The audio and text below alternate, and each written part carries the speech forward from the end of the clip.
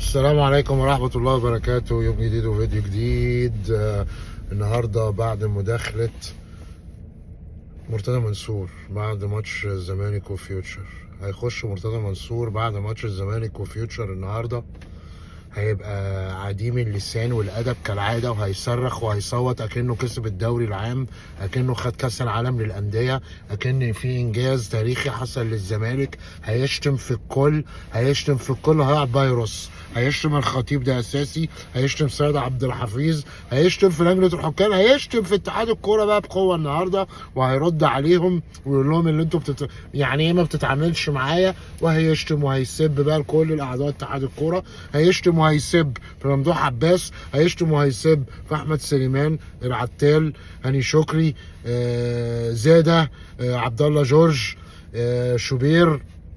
نفس الطريقه الوسخه بتاعت كل يوم. يعني اللي قاعد كده بيستني الفيديو ما تستناش حاجه جديده قوي، هو ده اللي هيحصل. هيروح داخل شاتم في الخطيب، شاتم في الاهلي، شاتم في كل المنظومه، شاتم في الكل، متريق، ردد على الفيديو بتاع بولندا الكويتيه، المعرسين الكويتيين اللي بيشتمونا وبيهزقونا في مصر. طالع مع واحده معرسه، ده اللي اقدر اقوله، معرسه.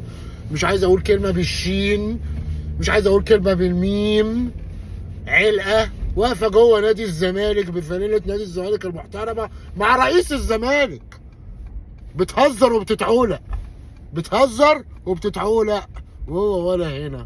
يمين يا جبل يا جبال. وقعد والله مش عايز اقولها كلمه، واقف اكنه سكران، اكنه راجل كبير سكران متحرش. يا راجل فوق، يا راجل فوق، والله العظيم نهايتك وحشه، هتبقى وحشه. مش عايز اقول قربت، بس هتبقى وحشه. انت راجل كبير اللي زيك على سجاده الصلاه وبيصلي وبيتقوا ربنا. يا اخي بص للخطيب، راجل محترم. مفيش يوم عمل فيه مداخله لقناه الاهلي، مفيش يوم عمل فيديو في جنينه وقعد يسب في الناس. اتقوا الله، اتقوا الله. شير واعجاب لو سمحت بالفيديو، اهم حاجه عندي الشير لو سمحت على اكبر نطاق، ولو سمحت لو ما اشتركتش بالقناه لسه اشترك. والسلام عليكم ورحمه الله وبركاته.